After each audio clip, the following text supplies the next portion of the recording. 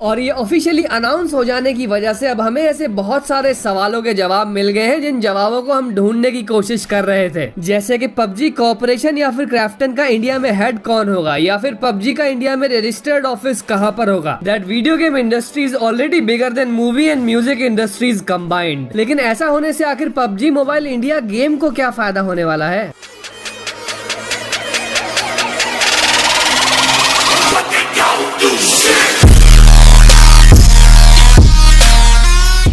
PUBG mobile franchise की owner PUBG corporation अब Indian market में अपनी पकड़ बनाने के लिए, पकड़ और मजबूत करने के लिए एक और कदम आगे बढ़ा चुकी है। आपको याद होगा जब 12 नवंबर को पबजी कॉर्पोरेशन ने इंडिया में वापसी की अपनी ऑफिशियल अनाउंसमेंट की थी, तो मैंने आपको ये पहले ही बता दिया था कि पबजी मोबाइल के मेकर्स इंडिया के अंदर एक 100 मिलियन US का इन्वेस्टमेंट करने जा रहे हैं। एंड उसके लिए वो इंडिया में पबजी कॉर्पोरेशन की एक सब्सिडरी यानी कि एक सब कंपनी ओपन करने जा रहे हैं बहुत जल्द। और पबजी कॉर्पोरेशन की उस इंडियन सब कंपनी में वो इनिशियली 100 एम्प्लॉइज की हायरिंग भी करने वाले हैं। तो गाइस अब लेटेस्ट अपडेट ये आ रही है कि पबजी कॉर्पोरेशन इंडिया के अंदर 21 तारीख को ऑलरेडी एक इंडियन सब कंपनी रजिस्टर कर चुका है, यानी कि लीगली पबजी मोबाइल के मेकर्स इंडियन मार्केट में एंटर कर चुके हैं। और ये ऑफिशियली अनाउंस हो जाने की वजह से अब हमें ऐसे बहुत सारे सवालों के जवाब मिल गए हैं जिन जवाबों को हम ढूंढने की कोशिश कर रहे थे। जैसे कि पबजी कॉर्पोरेशन या फिर क्राफ्टन का इंडिया में हेड कौन होगा, या फिर पबजी का इंडिया में रजिस्टर्ड ऑफिस कहां पर होगा। तो आओ मेरे भाई, फिर इन सब बातों में कितनी सच्चाई है इस बात को जानने के लिए हमें इंडियन गवर्नमेंट की एक वेबसाइट पर जाना पड़ेगा। ये गवर्नमेंट ऑफ इंडिया की मिनिस्ट्री ऑफ कॉर्पोरेट अफेयर्स की वेबसाइट है। मतलब इंडिया में जो भी कंपनीज रजिस्टर्ड है उनकी पूरी इन्फॉर्मेशन हमें इस वेबसाइट पर मिल जाएगी। तो इस वेबसाइट के कंपनी सर्विसेज सेक्शन में जाकर पबजी सर्च कर लेते हैं। इस नाम से मिलती जुलती इंडिया में 3 कंपनीज रजिस्टर्ड है, इनमें से एक का नाम है पबजी इंडिया प्राइवेट लिमिटेड। और इस कंपनी की प्रोफाइल को ओपन करने के बाद अगर हम इसके ईमेल सेक्शन में जाएं तो यहाँ पर लिखा हुआ है legal_notice@pubg.com।